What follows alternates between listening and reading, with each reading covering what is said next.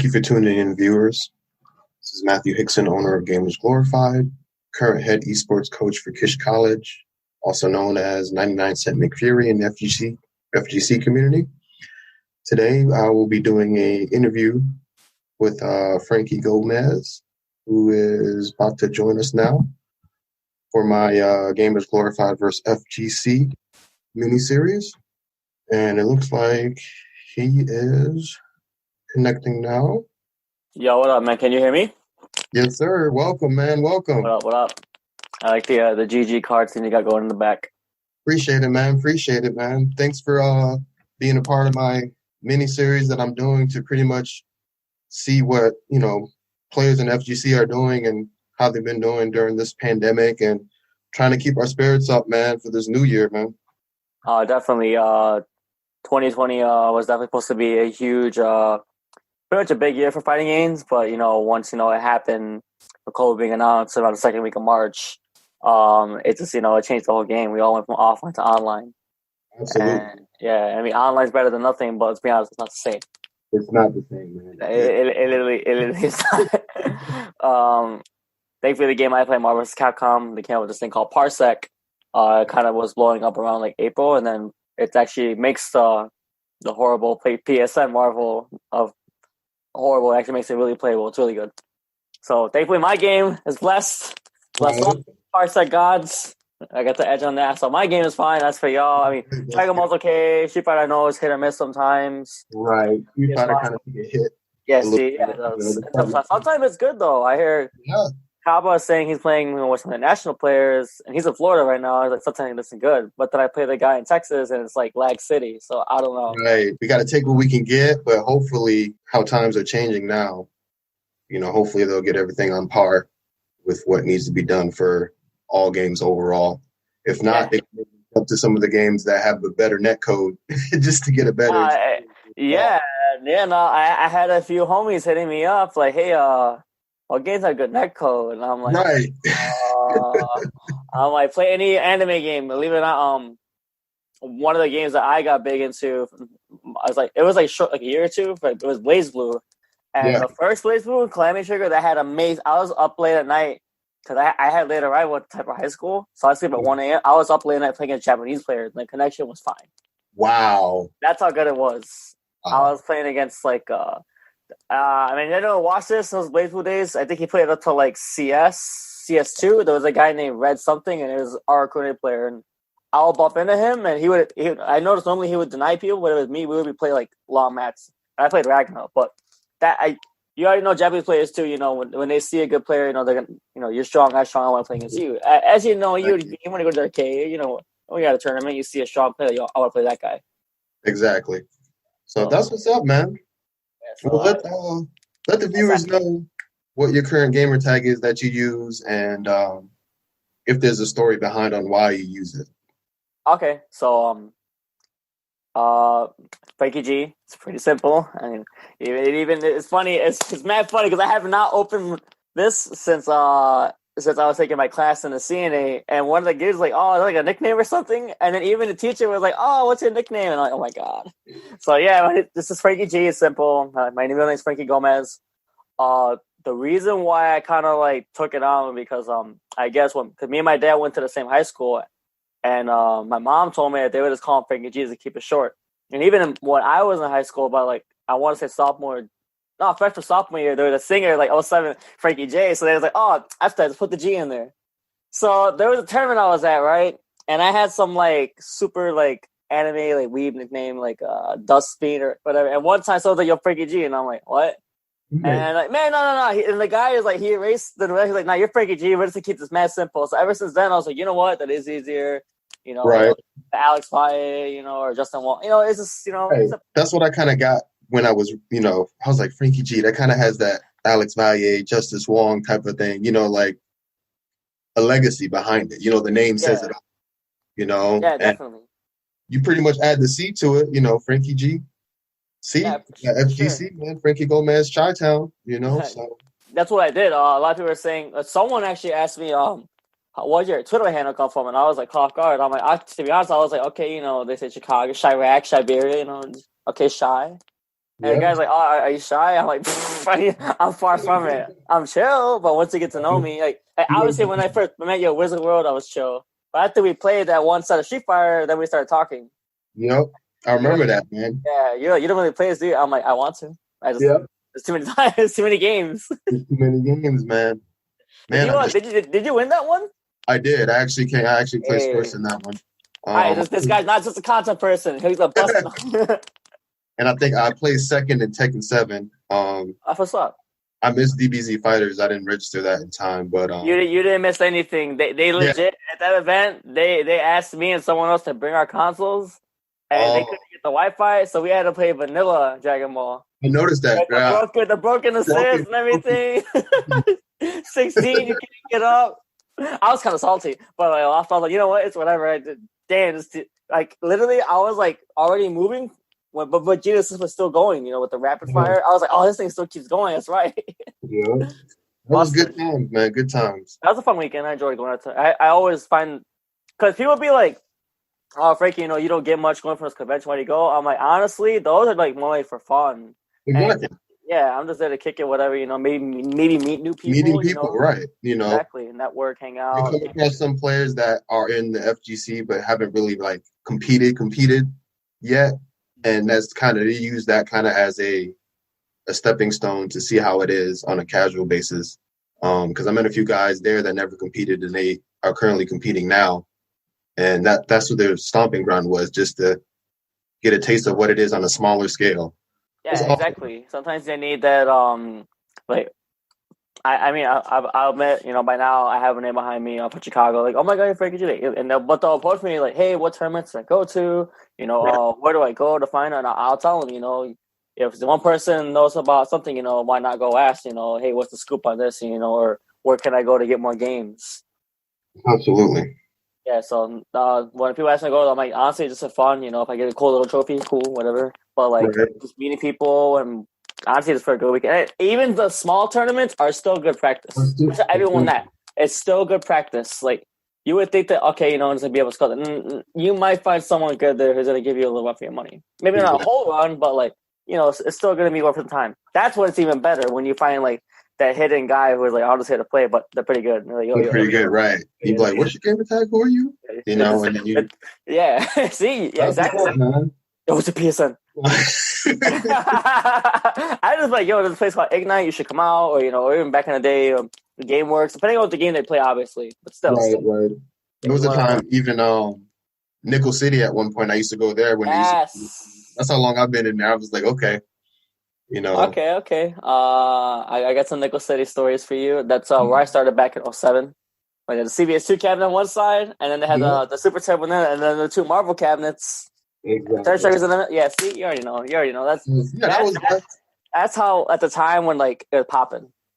Exactly, man. And that leads into my next question. I was gonna ask, you know, when did you decide to compete on a, you know, professional level, you know, to try to, you know, build your name and whatnot? Like what year did you start competing? So I started competing like seriously in like 2007 summer. At the time I was like, was I 10th grade? Yeah, I was a freshman, and we had like Guilty Gear Reload on the Xbox. My friend gave me a copy of Marvel 2 for my birthday, and we were playing on like Dreamcast Fest or whatever.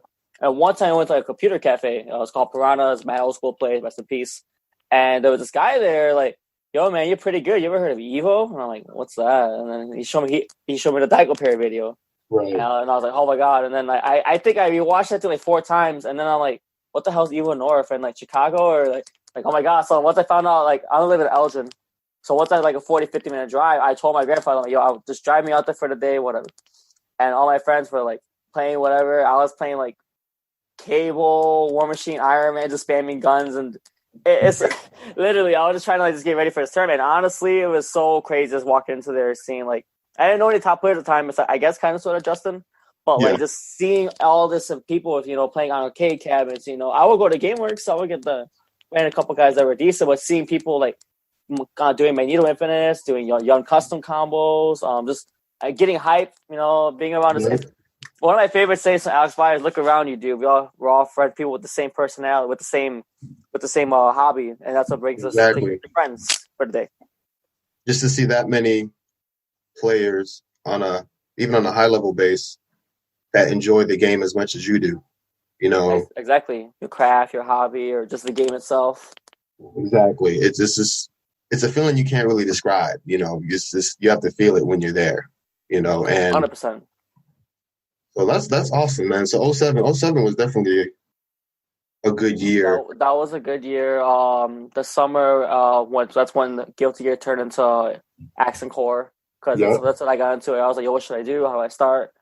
That was the year with the Cyclops Never Give Up comeback, and that happened. Fun fact: my first road trip was Seasons Beatings for the Justin versus Sanford versus Yipe Sting, and we pulled up the moment the doors open. We didn't even sleep. We just kept staying awake. Me, my friend Mighty Mar, and Bomchivo just. I was like, "Yo, you want to go to this tournament, bro?" I'm like, "Yeah, sure, whatever." I didn't care. My mom was like, "Where are you going?" And okay, just come back alive. My parents are, as long as you do good in school, you can do what you want. And it was always that way. I'm really thankful for that freedom. But I pulled up and like, 1 hour until they play. What the hell's going on? Is seeing like real Marvel hype, all that high level stuff is so much fun. Seeing freaking Sanford get salty, side betting. Yes, and it's funny because when I was raised in Jacksonville, Florida, so I pretty much was in the gaming team in that area, and I got into it back when Third Strike and MVC2 came out, but it was more. I played it on the arcade, but when it came out to Dreamcast, that's when I kind of started competing, and they were like, "Hey, dude, you're pretty good at this. You should come into tournaments." And those tournaments, they were more smaller back then than they were now, but they would be held at like hotel venue spots. And there would be like a little code for players after like casuals and stuff like that, because we didn't know the whole hotel wasn't booked with gamers. There was like a certain floor at that time because it wasn't as big as it is now. Or like a block or like a little space, right? Right. Yeah. We had like the third floor, fourth floor, or whatnot, out of like, 10, 11 floors the hotel would have. And there would be a certain knock that you would knock at the door to let people know that you were a gamer. And then you would hold up the gaming cabinet to the peephole. And that's how they knew who you were. And we had certain knocks for money matches. We had certain knocks for casuals. Nice. So they just knew there was no question. When you came in, you would look and they'd be like, a pile of money on the table. What are you trying to do? What you want to do? I've definitely I forgot which Evo it was. I think it was 2013, but I remember I was so desperate because there were no casuals. I had a half an hour at my pool, and thankfully I walked down the hall. I had to listen. I'm like, "Yo, I just need to hear X Factor or something," and then I just went, "Oh my god, Frankie G!" I'm like, "I just need to play. Can I just please play?" Yeah. Just whatever, I'll see you guys downstairs. Good luck. Just kick it with some homies for real quick, Absolutely. Yeah, but that's funny how you guys had to knock. Yeah, we had a certain code because it was like the whole venue wasn't for that gaming tournaments at the time. We had the small little convention center, and then like third, fourth, and fifth floor was the actual event, and we had to have certain knocks, to let people know what was going on, and you try to keep it like low key, Yeah. Nowadays, they got the whole hotel room full. Of, so everybody knows what's going on. Dude. I miss that. I miss. One of my favorite things was even when I first started, the Red Roof across from Liquid City. Just seeing everyone hanging around, just, oh my god, dude, did you see this match? Or freaking, yo, come pick me up until laser across the street. Exactly. Oh man. When I turned 21, that was my birthday gift. Was all my homies, my grandparents paid for the hotel room, and then I had like some New Yorkers in there for Frosty Faucet. I had some New Yorkers in there. I had some Chicago people in there. We had like 10 people deep. Man. At Wolf coming in there last second. It was just, it was fun. We made it work somehow, but it was fun. I miss, I literally miss waking up in a room with my homies. You want to wait up, like you're 5 minutes in a day. You want to play? You just, you're tired as hell. The first thing you do is just get that morning gaming, get that crack session. Turn up to sundown, man. Literally. Yeah. Be gaming, man. That's good stuff, man. So good time for sure. How do you prepare for upcoming tournaments or majors? Do you have a set routine, or do you just pretty much just put on your shoes, get going, and grind it out? So I'm gonna keep it a buck with you. I'm either the first thing is it depends on like what day it is. Is this my pools day? Is this my top 8 day? Or, is before an exhibition? I'm just gonna pretend like, it's tomorrow regular pool. So the first thing I do, I either go straight gung ho and just, I just step to the setup, whatever, or if it's serious, like where I can get like some reconnaissance, I'm gonna be in my Batman stuff. I'm gonna freaking sit down. Who's in this pool? Who do I gotta play next? What team did I play? I'm gonna watch some video. Like this took me a while to learn the beauty behind it, but I actually did play football, and it does it does suck. Sitting there and watching, losing or still lose, but you know what? There's still beauty behind it. There's still tips behind those L's, those mistakes. So I'm gonna watch those matches, especially for someone I lost to before. I make sure I'm not gonna lose to you again. Right. Like I will not lose to you again. But I try to prepare. If I'm like there at the venue, I actually like to work out. That's just me. I will be like a really active dude. Maybe like a morning workout, go get some casuals and just show up to the setup and just take it from there. Definitely try and like. I don't want to say like get in my head, but just try like just chillax a bit. It's another day. You don't want to you don't want to like overthink yourself. Whatever. I always feel like just sit down and sit down. You might have I can have a crowd behind you. There's a bunch of people there. You go on stream. I'm not gonna front. Like 10 years now, I still kind of get the heebie-jeebies here and there. But like even over like the Parks tournaments, it's online. I'm in my room, my laptop. I still get nervous. But just gotta hey it's time to do our thing and just give your best.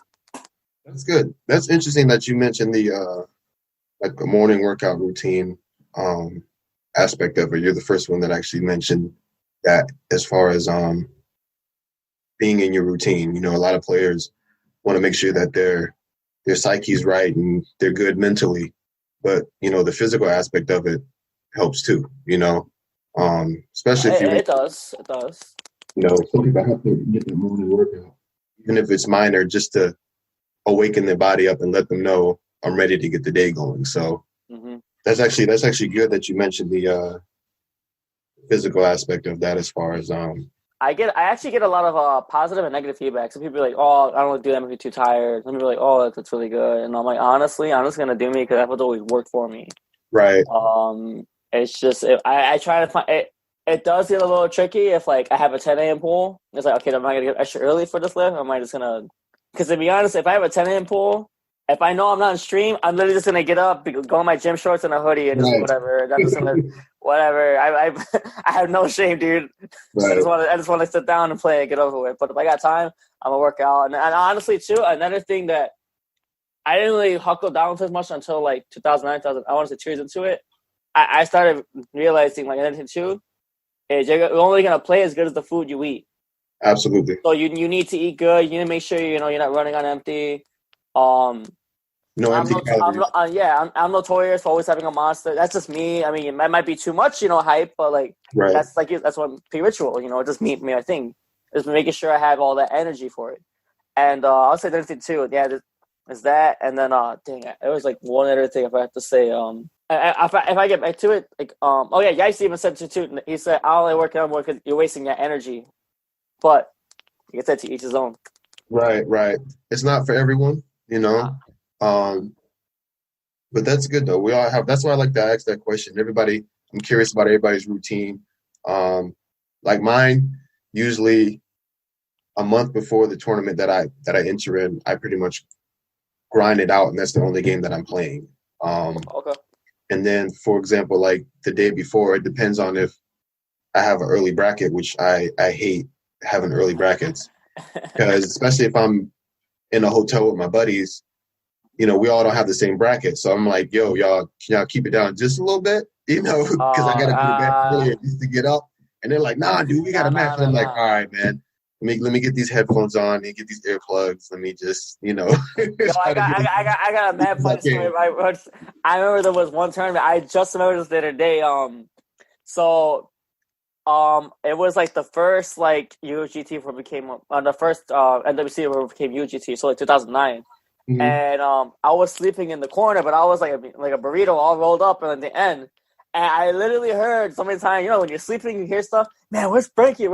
And at one point, I'm like, oh shit. I'm like, yo, let me get on his bathroom. Like, oh my god, dude, I've been looking for you. And I was like rolled up in the corner, like not in the floor. I'm like, in the bed. No Right. one realized it was me. There was like a I'm like, stick what? on there was like a TE on my legs. I'm like, what the freak is this? Yo, get off me. That's awesome. I was way little back then, you know. I mean, I'm still like a skinny me, but like back then I was literally just like a straight up stick. I'm gonna keep it 100. Yeah. I was the same way also growing up. I kind of like needed up a little bit as I got older, but I was pretty much a stick figure myself, man. That's now how as far as the FGC scene, how can we make it better? I mean, there's always room for improvement, especially now with everything being online based. This is one of the reasons why I'm doing these interviews to try to get people active and still going and try to keep their spirits up during this time. What do you think we can do as far as the community to? I'm gonna assume we're talking now, not on some like PC pre-COVID timeline or not. If you want me to say right now, so I feel like not yet. Give it a couple more months, maybe spring. I think venues should start considering opening. This is gonna be depending on the numbers. I feel like venues should be opening. But what I thought about one time, because I was hanging out with some of my friend with the game changer guy, and I'm like, it'd be a smart idea. Register online ahead of time, but secure a spot. So I can already expect 32 people. I can already expect Matt to show up. I can already expect my friend Alex show up. And hey, they got a spot on the day of. If you guys don't let me know, hey, there's some spots open, just show up. That way the cap is already set. Yep. I know who's coming. And here's another one, because I do medical, I'm a CNA. Temperature check at the door. Yep. So have some precautions. I'm glad you said that too, because I was hosting monthly events and I've been thinking about how I'm going to do this around the springtime as well. Temperature checks for one. Have the pools separate out. So for example, like you say, there's a cap of like 40 players, right? Pool A has 10, Pool B has 10, Pool C has 10, Pool D has 10. Instead of your typical events where you have everybody there who's not playing and watching, only have the people in the certain pool be at the actual venue. Oh, okay. And the rest can actually stream it and watch it. So instead of having 40 people there and 30 people wandering aimlessly, you just have the 10. And then when those 10 people play, they leave. And then Pool B starts at this time. Those 10 people come in, they leave. Then Pool C comes. And then after everything is said and done, you have your top 8. They show up. Your top 3, they show up. But have it streaming where everyone can still watch, because people like to watch the bracket. Of course, exactly. So still have even the people from the earlier pools, they can go home and they can watch. They're exactly still there. And then that way, it'll build more viewerships for those who aren't even participating and can still even watch. Yeah, exactly. So that's something I was, thinking about, because it's easier to have 10 or even 4 or 5 setups within the 6 feet distance. Yes. At the same time, and have them play instead of having the 10 and then everybody's there at the venue just standing around watching around. So that was something that I think that someone should put into practice, to have those live venues, because it could be structured to a way where we can still do them. It just won't be as massive as we're used to. Oh yeah, I mean, it must be 11-1. You just sort of gotta play by the rules, It's just, and that's not even to joke about. It's just more of like it's a smart thing to do. Safety comes first. At the end of the day, I was even gonna say I have a rule I thought of if I was opening it is I almost BYOC, but trying to share controllers. Just whatever you brought, that's your hands for the night. That's what you got. If you really trust that someone, or I know for a fact I want to touch beside Matt, or my friends, but still. I think that's another precaution to take. Would you to piggyback off the setups? Would you space out the chairs 6? Would you have like tape 6 and then 6? Okay. Yep. So just because more people are very visual aid, you gotta 6 feet. So that's what I would have. I would have one setup, and then the next setup would be 6 feet, and then the next setup would be 6 feet, and then the venue space that I use for my events is big enough where it can be in different rooms, Okay, that's nice. So I can that's pretty cool, actually. 4 setups in one area, another 4 in another area, and do it that route. So Very safe. I like I've that. been thinking about doing that, but it could be done. It can be done even at the typical venues that host like Combo Breaker and Frosty. It's big enough where unfortunately they might have to get rid of some of like the merchandise venues, or lessen that out to have the room. But it could be done. I think they're just waiting for someone to take that initial step and Take a test it out. chance. Yeah, and then see. Yeah. No, It actually can be done. I believe it can. Yeah, absolutely. Now, are you currently sponsored? If so, who are you sponsored with, and how has that experience been? So, I do have a sponsor. I just got back on with a team called Cyberstorm Gaming, CSG. They took care of me. They picked me up at the beginning of summer 2018 for Dragon Ball, and Nice. then I stayed with them for half the year before we decided to go separate ways. They're a great team. Steve is Mr. Bubbles on Twitter. You can follow them at Cyberstorm Gaming on Twitter. That's the at. So it's pretty much just a group. It's honestly a group of friends who decided to start a team, and from then on, it was picked up. They have a young 12-year-old kid named Soul, or 13, 14. The kid had like 10K followers on YouTube. Super good Fortnite player. He actually won an offline event. They did it on March with some money in it. So Soul's in there. Steve, he plays mostly like shooters. So he's head of the team. Tries to manage the stuff. He's like me, also medical, but he's a physical therapist. Chaz, Smash player down in Florida, really great friend of mine. I believe there's someone else for a really good CS:GO team, which because they've been like killing it. I've noticed on my Discord, that CS:GO team we're posting. So Nice. that's when you see someone being active in a chat, that's when someone's hungry. Right, right. Obviously, I have this guy named Frankie G. He's all right. He plays Marvel, I guess. But Cyberstar Gaming, they've been a great team, taking care of me. I'm gonna keep it a buck. I actually want to start YouTubing and or just making topics. And one of the topics I do want to make is how to notice a good sponsor from a bad sponsor and red flags. Just to help people out. I've had my share of good and bad. Even the bad ones, I still got some stuff out of it, or we're still a lesson. But I like to waste my time, and I know I'm godlike, so yeah. There you go. Yeah. Another thing is I'll pull the camera down a bit. So this is Game Changers Arcade, KJWay. It's a company. We are from Chicago. My partner Maurice, he's the founder. He asked me 2019 around spring to go along with it. We build these custom cabinets. They just roll around, and then there's all of a sudden like a little suitcase. You just pull it up, set up. The screen pops up, setup pops up. Everything is like mad slick. If I can somehow post to Facebook or anything, I'll show more later. I definitely got you on that. If I can post a link or anything, I'll let you guys know if that's the company. That way, we have some merchandise coming out. We just made some masks and everything. We made hoodies coming out. For our merch, we have the J's and Arcades your way. Maurice is a big sneakerhead, so obviously he's gonna fly his own thing. And I'm like, you know what? I'm with it. That sounds cool. Yeah, it's cool. That's a good demographic to reach into as well, as far as gaming. Sneakerheads definitely. Oh, for sure. I know a lot of gamers are sneakerheads. Yeah, I think Justin was the first one to start flexing in the Yeezys, and you see actually. I think so. Yeah, I think he was. Yeah, and brought it up. So there's an example. Yeah, but those are the two company and the team I'm sponsored by. It's been a great experience with both of them from the start. It's nice to know. It's just nice when you meet on a team, so for any team, when you just feel valued, or even if someone sees your work and take a chance with you.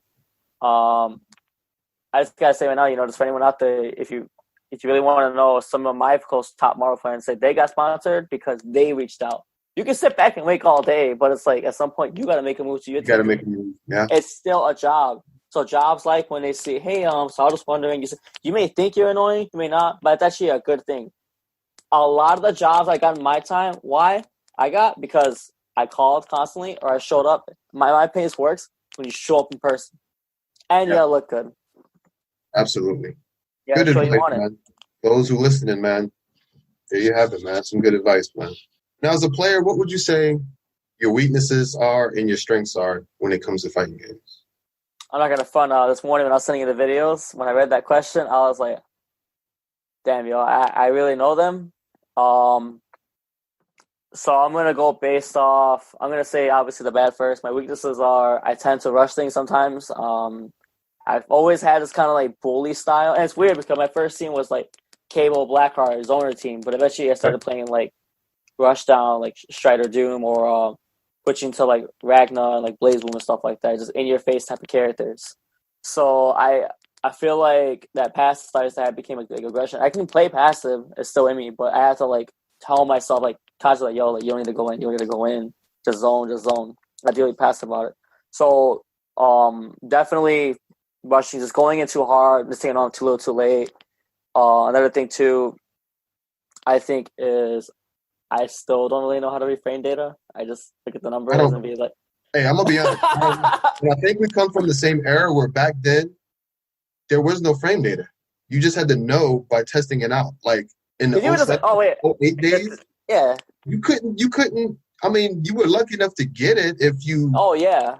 like. I think maybe a few sites like Tekken Zaibatsu back then. Dust Loop had it, Zaibatsu. Yeah, but it wasn't Oh, you had a dig. I heard there were like secret right. threads, and I'm like, wait, what? You have to pay like you had to pay for like premium to get those threads. Exactly. And I Yeah, remember let's doing go. I that. But SRK then premium. it's just trial and error, man. You just like either somebody told because you or there is a gap. You get like hit by this crazy special move, and you're like, okay, why is my button coming out? Why am I still exactly. You're like, what? that's frame data? That's you're that person is now +6 plus what the hell ever. That person still has advantage. Exactly. So I get a lot of crap for that. And sometimes I kind of tend to have a character crisis when it comes to game. I had that for the longest in Marvel. I started playing every single team that Yikes played, and was like, oh, he's like, he's just a Yikes fanboy. But actually, believe it or not, a lot of the stuff I started doing, especially with the Spencer team, Spencer versus Hawkeye, Yikes would start doing it that I did on streams. So, maybe it's just awesome tech or whatever. But sometimes I do get like a character crisis, or I don't know what that's another reason why I didn't really play Street Fighter 5. Because I was like, Ryu's basic. Yeah, Don't get me wrong. I love Ryu, but like no donkey kick, no nada. yeah. You're my man, but you're kind of boring. So then Marvel was picking up at the time. That was 2016. Yeah, right. Yeah, it was 2016. Yeah, I was going to school. And I couldn't really go to some events. Yeah. So at the time, I was like, do I want to really play 5? I just want to be good at Marvel. And school was kicking my butt. I was doing school and working 3 jobs, so I barely had time for anything. And then my friend's like, you should just play Cammy. I'm like, why? She's so easy. And I look at videos of some of the day one Cammy compared to now. I'm like, man, you're so easy. And it's crazy also because I played Cammy in CBS too. So, but let's play back out though. Yeah, in Marvel, I had like a handful of teams, and I just kept picking different teams. And it's just when you pick one thing, it's way better to it. Shout out to an old Trinity partner of mine, Zan Sam. He'd be like, you play so many teams. And he's like, good with all of them, but probably a master of none of them. And I was like, okay, bet. I get what you're trying to say. Yep. I still kind of picked the hell out of all those scrubs. But anyway, so that's the beauty and the bane of it. It's like being, having like a bunch of credits in high school or whatever. You're gonna know it all, but it's hard to juggle. Yeah. Absolutely. Yeah. My strengths. I'm gonna be honest. I was watching a post-match talk before there was TNS Tampa Never Sleeps. There was this long Marvel series of like every Friday when the Cobra started. Every Friday we would play for points, and then the winner got like a belt. But I somehow managed to like get enough points to stay in there. And at one point, my friend Proxy, I believe, or Proxy or Tong, when Tong said on any given day he can lose to anyone, but also beat anyone. And I definitely have always had that wild card factor. I don't know what it is, how it is, or whatever. And one more weakness before I go on. I drop stuff when it counts. But anyways, so back to the strengths. So that was me in Street Fighter 4. Definitely. Like I've almost beat Justin like 2 or 3 times. I've almost beaten like Chris. I had like last game as character, and then all of a sudden he brought it back. Just I can go on and on. I beat Ray online once, almost twice. No, I beat him once and almost 2 or more times. I just like I've always had that wild card factor. Honestly, give or take, I like to know that like I'm a person that just don't sleep on me. I'm really gonna destroy you. Like, Awesome. I'm gonna take advantage. Never count you out is what it sounds like. Exactly. No matter the game either. Right. I always tell everyone, you're lucky I don't play this game because I look even at Street Fighter the most for the 5. I look at it, I'm like, dude, if I just knew some more simple Kami stuff, that would make my Kami go up by like a whole a couple levels. My creativity, when I really sit down and look at for tech, like I like get super duper into it. I'm like talking like I got the notepad, I have the freaking Twit app that has like the Twitter app that has like freaking Twitter deck. There we go. Yeah, like Yeah. I get super into it. I'm like I said, I turn to that Batman mode. I just sit there and I just look at everything, and I want to make sure that I have the best tech, the best combos, the best block strings, and I know it's gonna be. I'm trying to. I told myself for next game, next thing I try, because I'm always going for the hardest combo. I think now I'm just gonna keep it simple and just make sure everything is the whole gameplay is nice and smooth. I don't need it anymore. It's nice to have that stuff, but you don't doesn't really win tournaments. Clutch moments, yes, but you don't need it. I get a lot of if I play somebody in a tournament and it's like a mirror match, like for example, it was like Combo Breaker 2018 Street Fighter 5. My first match was up against Rico Suave, and he played Nikali, and I'm a Nikali main, so I ended up winning that match. But he gave me a lot of great tips. He was like, "Why are you doing this? You should do this. This does more damage. Yeah, you're getting more hits, but it's scaling." So he's like, that's a flashy stuff. Just do what takes damage to win the match. And I took that to heart the entire time, and I ended up winning out of my pool that year, and came back the next day, and I got knocked out. I was like in top 32 or something like that. But just that little bit of knowledge, just coming from a solid player, because he usually plays KI, but it was just good information to take. And I had to look at back, and I'm like, it's not about the flashy stuff in a tournament. You just got to do what the damage is and get your match and get your win. Yep. So you can move on. So yeah, exactly. Yeah, no one cares about that freaking 5-second jab. That this box did when all they're gonna do is wait a second, bob weave, and move across the first jab and got the one hit, and that was it. Exactly. That's that counter hit. It's the counter hit combo. Absolutely. So definitely, yeah. I get really into it. I want to know, like you said, piggyback and stuff. all the tips and stuff. I just want to know everything when I get into a team or a character.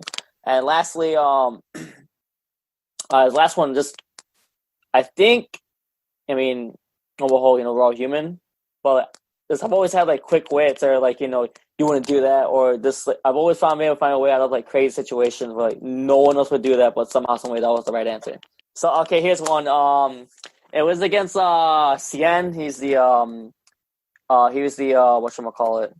Oh no, wasn't Cien. It was Zhao Hai. There we go, the KOF player. He was in my Marvel pool. He was in my Dragon Ball pool for 2010 when it first came out. And I remember we were going back and forth, and I hit him with a Final Flash. And I'm like, what is because I know he was super reactive. I'm like, what is the one thing this guy's not going to do? So I wait a second, and then when he woke up, I saw he was blocking. I mashed the hell out of Dragon Rush. Because who's gonna do Dragon Rush on your wake up, On a wake up, right. And the crazy part is he had a Gohan, that character with an uppercut. Right. So I was like, yo, you really did an uppercut? And you had to believe it's Dragon Ball mashing the auto combo, and he just leaned back. He didn't even shake my hand. I'm just did you really wake up? I was just like, the best part is like, it had on English. So everyone was laughing at the English, and his Vegeta, he's like, you're wide open. And I'm like, wait. And I was like, oh, hell yeah, you are definitely wide open, bro. So just sometimes I just what is the thing this person's not going to expect that's going to blow up? It's almost that phrase, you got to kind of expect the unexpected, Bingo. But it's kind of hard to say at the moment when you're playing the match, and especially, all that pressure, all that tension. Exactly. Oh my god! When you think you got somebody conditioned, you do what you just did. Woke up with a Dragon Rush. You be like, wait, what? That's what I did. Whatever, hold that. Right? When people hear the name Frankie G, like what fighting game comes up? Like, what are you known for? This should be a no-brainer. Right. Marvel. Ultimate Marvel vs. Capcom. Scrubby Mashy Virgil gets lucky. I can go into more context and we'll talk about that. Okay, I'll talk about the game first. Yeah. Notoriously, so one of my friends had a phrase for this back when it was like Street Fighter 4 Blaze Blade era. They would call when I do an uppercut, they would shout Frankie cut. Because literally, I didn't care if you're doing a combo. I didn't care. I was mashing the freaking. I was wiggling the joystick, and I did not care. He was like, why do you always do that? And I'm like, hey, don't drop a combo, bro. Frankie has been showing out ever since. Has shown that he is capable of beating anyone. And see if Remora is going to turn into anyone. All right, let's get it popping now. Frankie G, unpredictable as always. He can be playing as good as anybody on the planet at any given point. So let's see if this is going to be the game for him.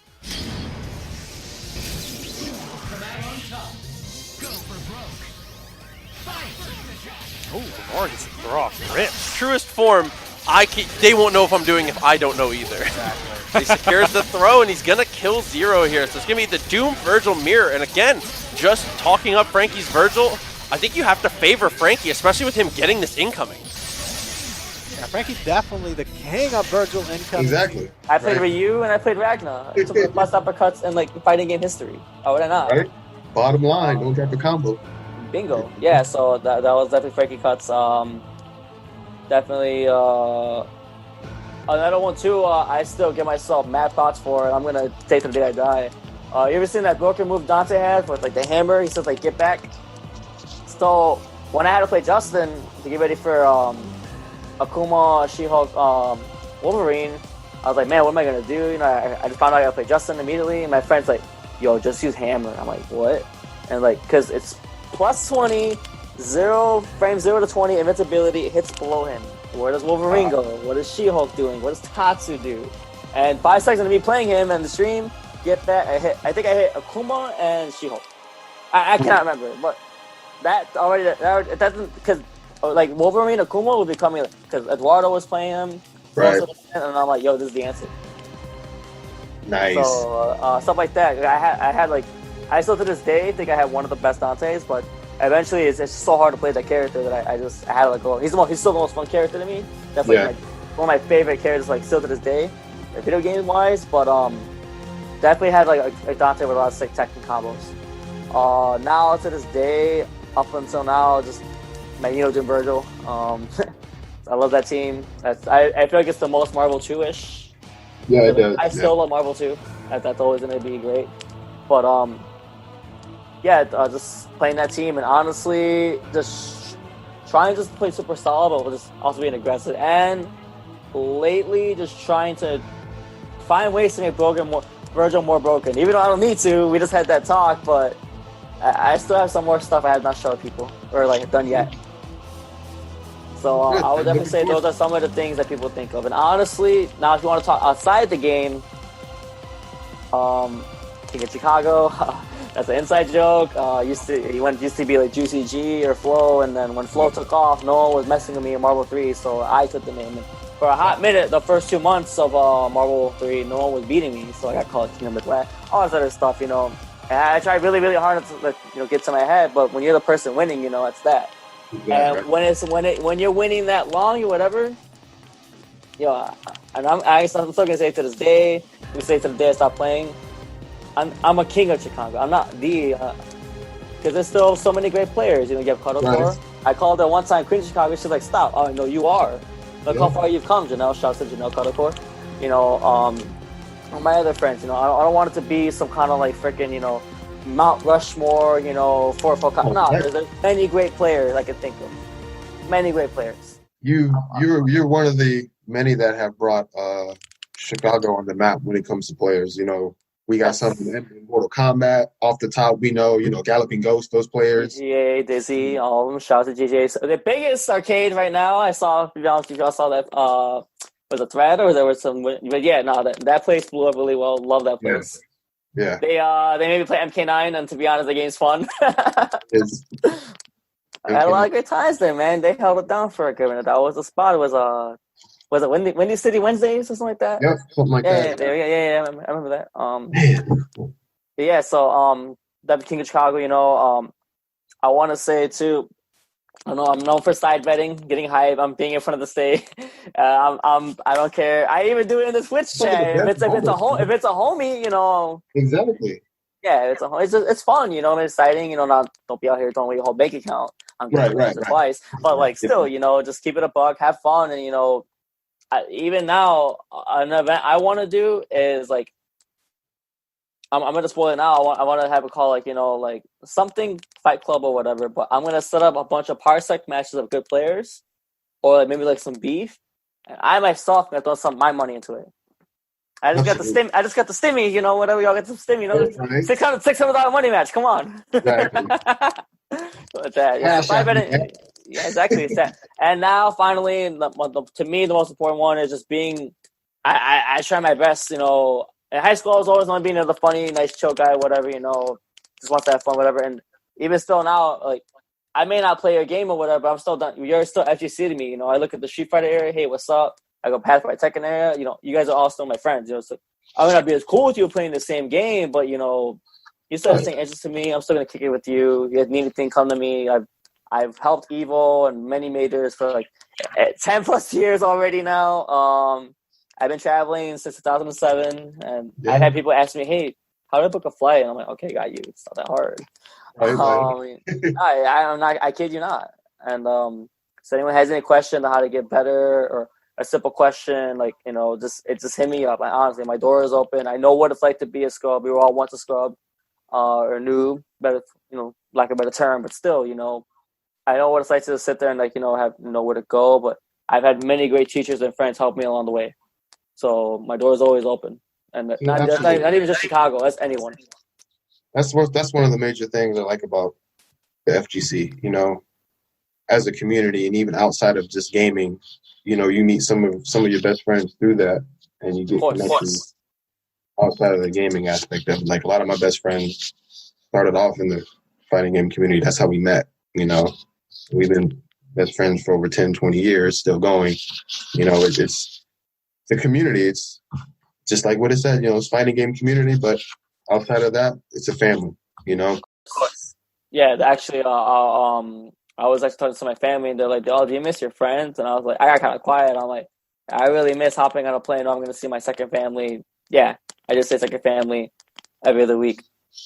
And I'm like, all you're watching, the homies, wherever you guys are, much love. I hope we can all meet through this again soon. I miss being hyped. Hey, I'm about to see, my friend Katana Prime. I'm about to see, Nikki, just all my friends across the world. You guys, I miss all y'all. Even the ones that kick my ass all day. So picking even you bastards. So still, Flux, Chris, and all the guys. That's what keeps us going. Exactly.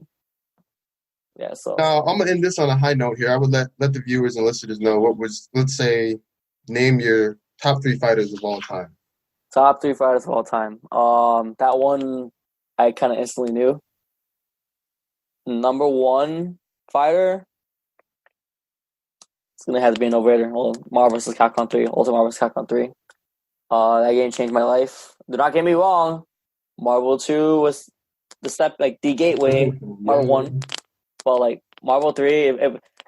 Marvel 3 was a game that just I got to beta test. Okay, cool, whatever, But all of a sudden, next thing I know, I'm on a plane every weekend to play a video game. Right.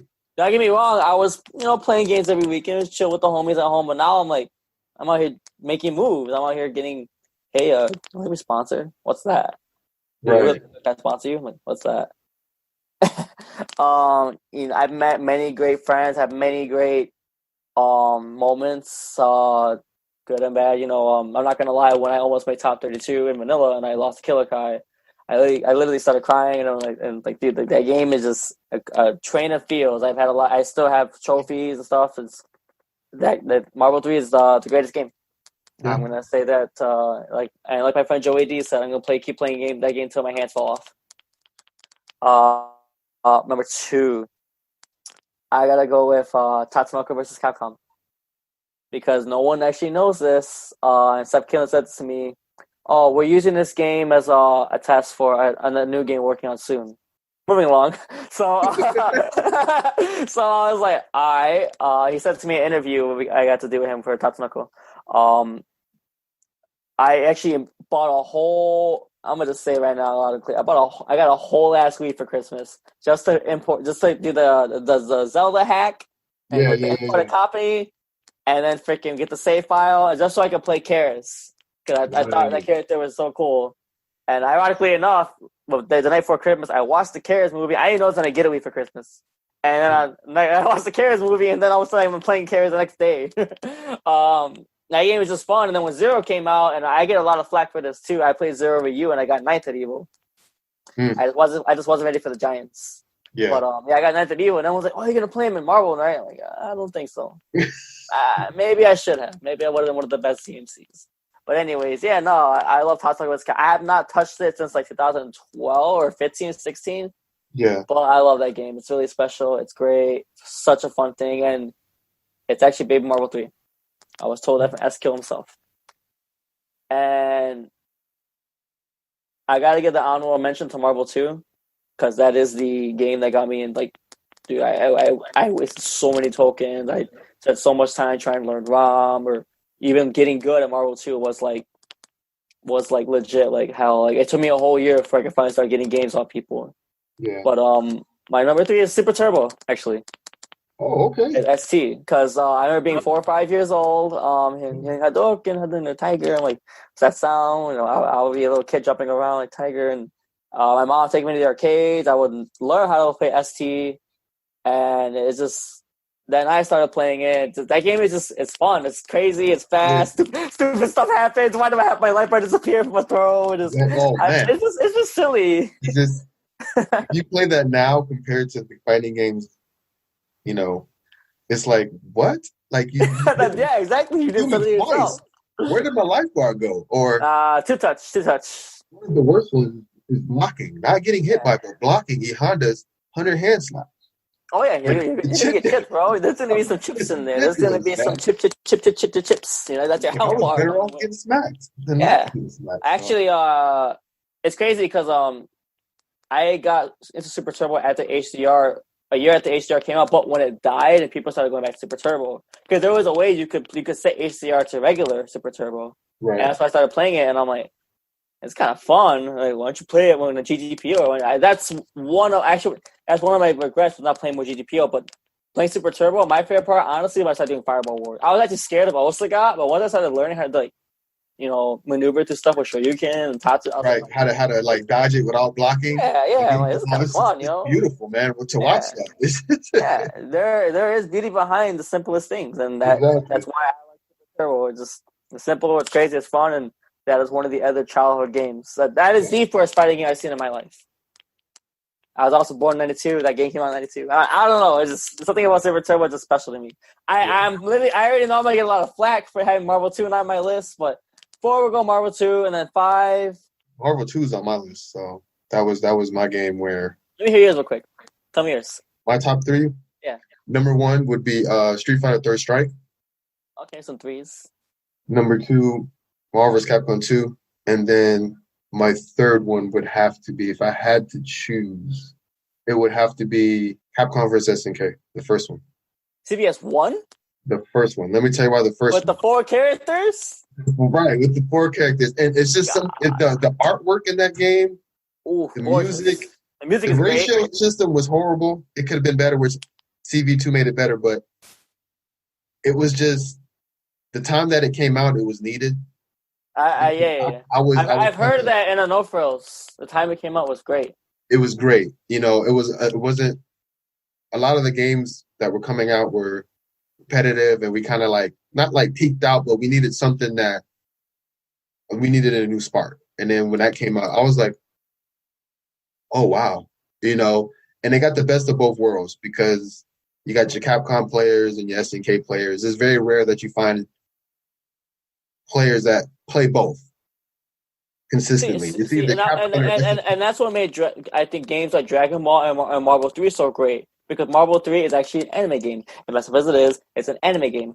But at the same time, now look at Dragon Ball. You got Smash players playing it, Leffen. Exactly. You got you have Street Fighter players playing it. Justin Wall playing for a bit in the beginning. What I'm trying to say? It catches a broader audience. Yep. You put Capcom SNK, you got a KOF for Street Fighter players being in the one. So behind it. That definitely is. That would be my top 3. Now that you brought that up, I think my number 5 would probably be CVS 2. Probably. I love Blaze Blue, but maybe it might be CT. I don't know. Just because that netcode was amazing. Bro, I would go to football practice so tired. Like, what's wrong with you, dude? Like, bro, I was up my place. When the netcode is that good, it's just that good. I'm gonna definitely have to check that out, man, for real. Man. Also, that's the first place. Well, it's not as good anymore, unfortunately. Yeah. But it was really good. I was so hyped for when the game was coming out. I would legit look at the combos, go on Dust Loop, and I would write down the frame data.